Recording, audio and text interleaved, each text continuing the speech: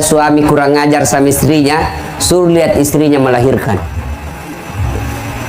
Kalau dulu itu kan tidak boleh perempuan laki-laki masuk ruang melahirkan. Kalau sekarang alhamdulillah kasih izin. Saya waktu melahirkan mama nyekce, kan setengah mati. Dur, tidak bisa. Kata dokter, tidak bisa dia Ustaz. Saya, bagaimana caranya ini supaya bisa keluar? Dipakum. Apa itu dipakum? Disedot. Wih, bisa dongo anakku ini kalau otaknya disedot. Saya bilang, sudah, mundur ki dok, saya yang ngurus ki. Nah bilang, bukan mau pengajian ini Ustaz. Saya mundur ki, saya urusin istriku. Betul Pak, ini. Akhirnya saya salat hajat 2 rakaat. Saya salat hajat dulu 2 rakaat. Lalu saya salawat sebanyak-banyaknya. Lalu saya dorong, keluar. Sejak itu, saya bilang kalau memang ada laki-laki yang tidak tahu harga istrinya, lihat itu istri melahirkan. Pilihannya hanya 2. Setengah mati atau mati. Dan berapa banyak ibu-ibu wafat melahirkan anaknya. Dan dia tersenyum melahirkan anaknya setelah wafat. Wafat setelah melahirkan, dia senyum. Berhasil mengeluarkan anaknya untuk melanjutkan masa depan hidupnya. Yang ketiga, kenapa ibu disebut 3 kali? Yang tidak dimiliki laki-laki apa? Menyusui. Ibu masih ingat waktu menyusui? Apalagi kalau sudah mulai tumbuh giginya. Mutuakan hak. Coba. Ibu-ibu membayangkan diri sendiri. Mana ada begitu dia gigi, kau tampil, hei kau gigi saya. Tidak, dia bujuk. Lepas kau nak. Tuh, siang anak-anak. Malam.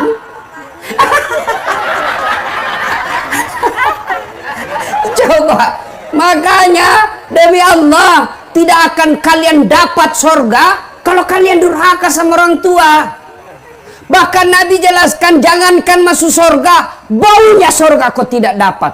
Padahal baunya surga kita bisa cium 70 tahun perjalanan. Coba, makanya hikmah pertama pulang pengajian, muliakan orang tua. Ustadz, orang tua saya dari kecil dia tidak urus saya, nenekku yang ngurus kak, tidak ada urusan dosanya bapakmu kepada Allah. Urusanmu muliakan orang tua. Nah, bagi anaknya almarhum, almarhum ini yang sudah meninggal, bagaimana cara berbuat baik Ustadz? Bapak saya sudah meninggal. 1, doakan. Bagaimana doakan orang meninggal? Minimal, dengar baik-baik, anak-anaknya ini almarhum, ahli warisnya. Doa tidak harus bahasa Arab. Doa tidak harus yang ada dalam Quran dan Sunnah yang dalam buku-buku doa. Tidak. Apa yang kita doakan orang yang sudah meninggal? Ya Allah, ampuni dosa orang tuaku. Itu yang pertama. 2, terima amal ibadahnya. Ada amal tidak diterima? Ada. Amal apa? Amal pilkada. Bagi-bagi jilbab, bagi-bagi sarung, bagi baju-baju seragam.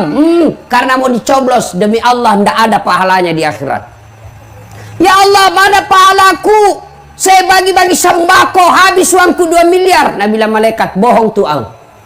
Dia itu bagi-bagi sembako karena mau dicoblos. Maka, ya Allah, mana pahalaku? Saya umrahkan orang 50 ketika pilkada. Bohong, dia mau dicoblos.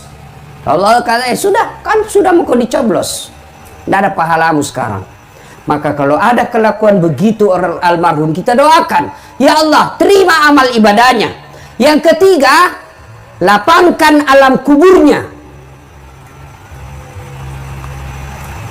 Ampuni dosanya, terima amal ibadahnya, lipat gandakan segala kebaikannya, lapangkan alam kuburnya, jadikan kuburnya menjadi taman-taman surga. Lebih mulia lagi kalau kita tutup, Allahumma ghafirli wali walidayya warhamhuma kama rabbayani shaghira. Tapi sayang 1000 sayang, banyak orang baca doa ini, tapi Pak Imam nasuruh. Kan banyak orang tidak tahu bahasa Arab. Selesai lebaran, pergilah ziarah kubur. Pak Imam tidak tahu bahasa Arab, Pak Doja tidak tahu bahasa Arab, dia juga tidak tahu bahasa Arab. Ibu-ibu gaul, bajunya hitam, roknya hitam, kacamatanya hitam, payungnya hitam, pergi ziarah kubur. Oh, doakan mamaku. Duduk mak ibu, sama-sama mi duduk. Nah baca mi di doa ini Pak Imam, Allahumma ghafirli, nah bilang ini Bu Amin, amin. Wali walidayya, amin. Warhamhuma kama rabbayani shaghira, amin. Dalam hatiku, kasihannya ini ibu, dia kira mamaknya didoakan, padahal mamaknya Pak Imam na doakan. Apa artinya itu tadi? Allahumma ghafirli, ya Allah ampuni dosaku. Siapaku? Ya Pak Imam di belakang kita, amin. Wali walidayya, kedua orang tuaku. Orang tuanya Pak Imam sudah dikasih pisang, dikasih amplop, suruh naik doa ke mama, tak mamaknya nak doakan. Coba ini yang banyak. Maka berdoa tidak harus pakai bahasa Arab. Selesai sholat Bapak Ibu, ini anak-anaknya almarhum, selesai sholat baca doa, sampaikan minimal Al-Fatihah. Bagaimana caranya? Ila hadratin Nabi Mustafa Muhammad sallallahu alaihi wasallam summa hususil ruhil almarhum Haji Muallim Pabinru Al-Fatihah. Baca Al-Fatihah. Sudah itu, ya Allah ampuni dosa orang tuaku, terima amalnya, lipat gandakan segala kebaikannya, lapangkan alam kuburnya, lalu tutup dengan doa Allahumma ghafirli wali walidayya warhamhuma kama rabbayani shaghira. Amin ya rabbal alamin. Ustaz, kenapa orang kalau doa sudah begini selesai begini? Itu tambah-tambah gitu. Boleh juga tidak begini, boleh. Apalagi sekarang corona. Dianjurkan jangan pegang muka. Kenapa paling begini Ustaz? Cuma kebiasaan. Kenapa na muka? Karena lebih nyambung. Masa Bapak amin ya rabbal alamin? Itu lebih tidak nyambung lagi.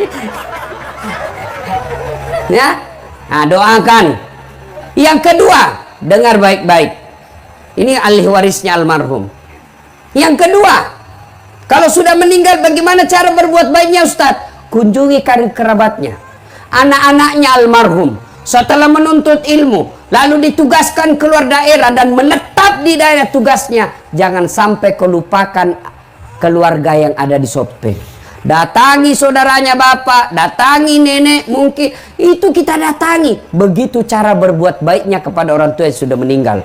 Yang ketiga, bersedekah atas nama keluarga. Misal almarhum, ada bajunya, ada dasinya, ada sarungnya, ada sepatunya, tinggal aja di rumah tidak ada yang pakai. Lebih baik kasih orang supaya dipakai. Selama dipakai itu barang, itu almarhum dapat kiriman pahala.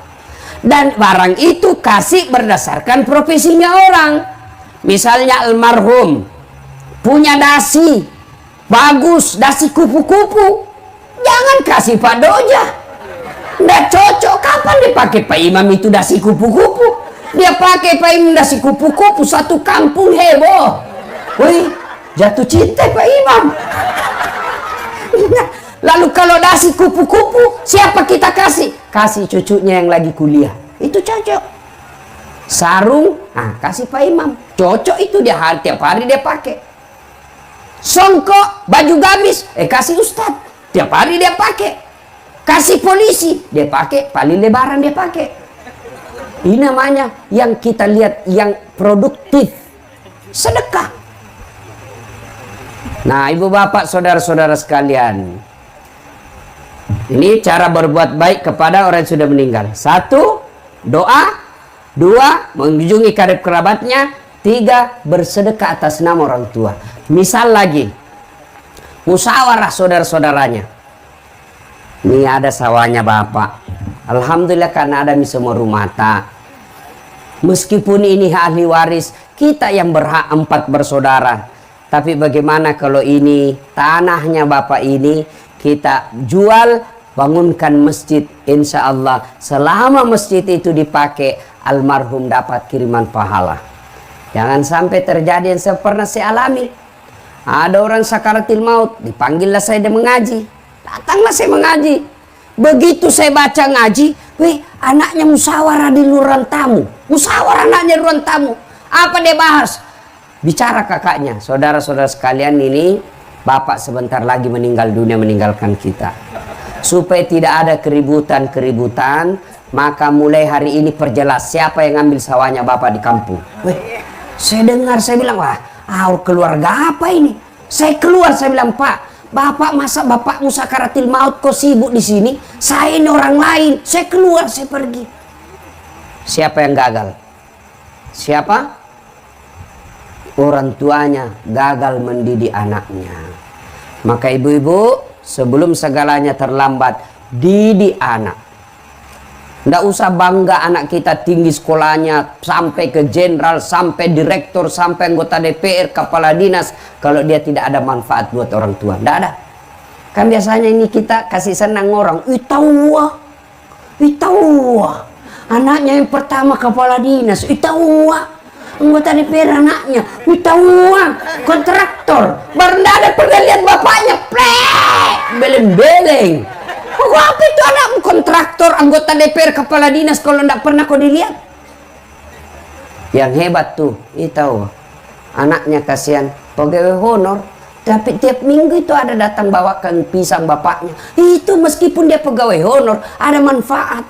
Siapa yang salah kalau anak kita tidak baik agamanya? Orang tuanya. Tidak ada orang lahir langsung jadi preman. Tidak ada orang lahir langsung jadi pengedar narkoba. Tidak. Kata Nabi, anak itu dilahirkan dalam keadaan fitrah. Ibu bapaknya membuat dia Majusi, Nasara, ataupun Yahudi. Maka ibu, tidak usah cemas kalau anak tak cuma pegawai honor. Tidak usah cemas kalau dia daftar tentara tidak lulus. Tidak usah malu kalau anak tak daftar pegawai negeri tidak berhasil. Tapi malulah ketika anak kita sudah balik, sudah sarjana, tidak tahu sholat di masjid. Malu itu.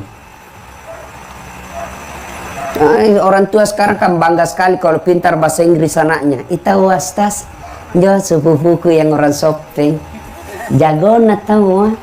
Kenapa masih SD pintar nih bahasa Inggris anaknya? Apa jago na itu bu? Tahu bahasa SD. Banyak nih itu yang bisa begitu. Masa banyak Ustaz? Pergi makin di Inggris. Tuh anak-anak di Inggris masih kecil pintar bahasa Inggris semua.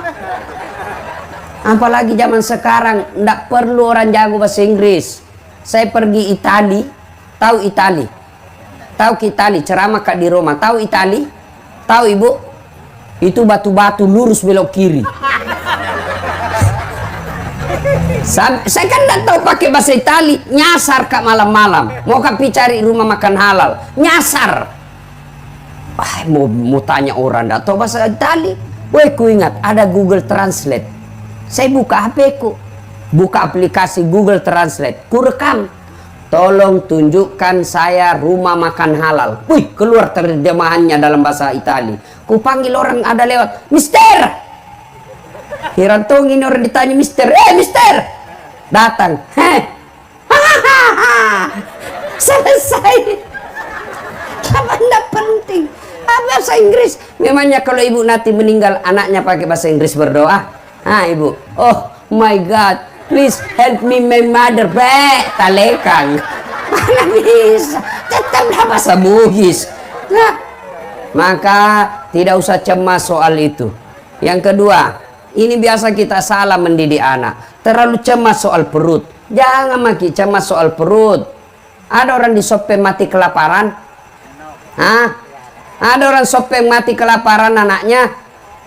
Kita tidak mungkin orang Indonesia ada orang kelaparan anak kita di samping. Tidak mungkin. Kita punya tepo seliro.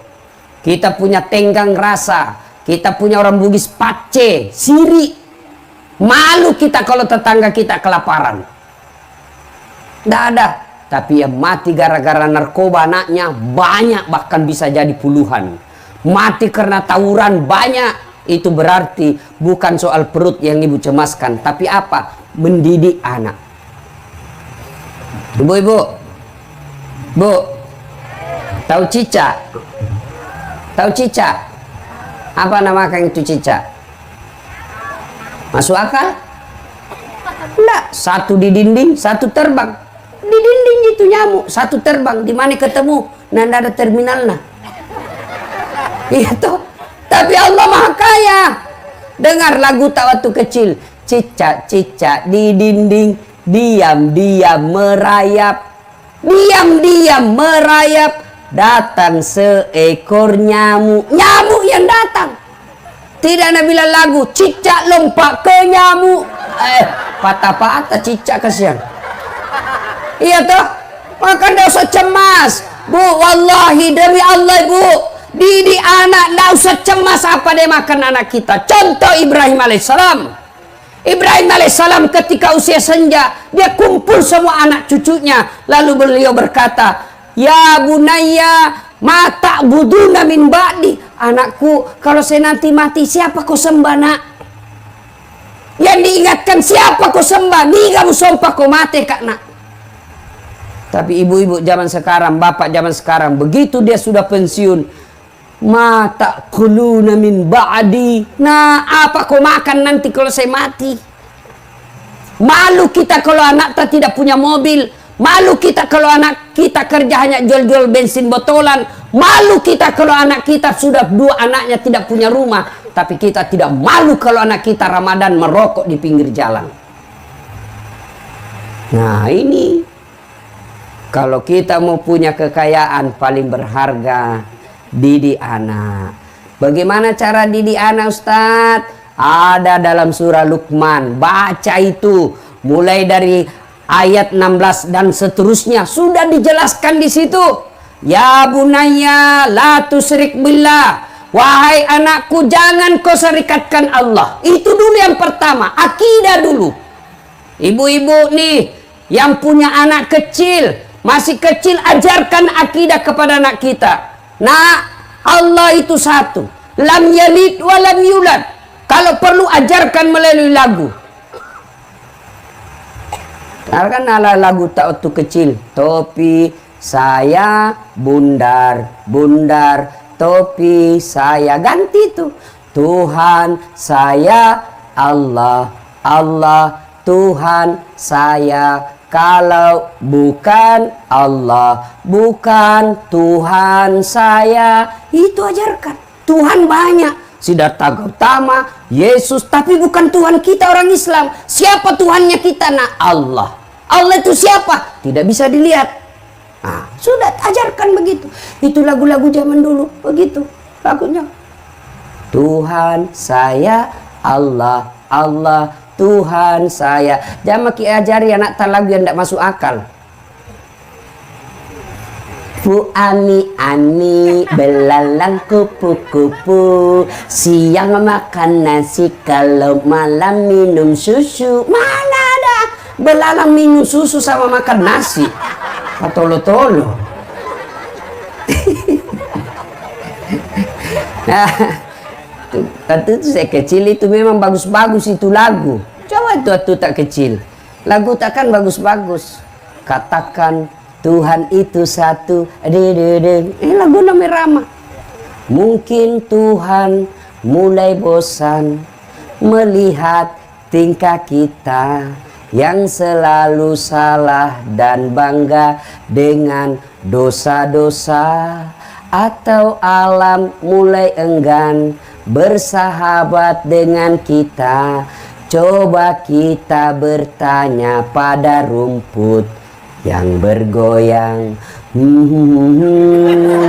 Itu lagu orang dulu, bagus lagunya toh. Sekarang lagunya anak-anak kita apa?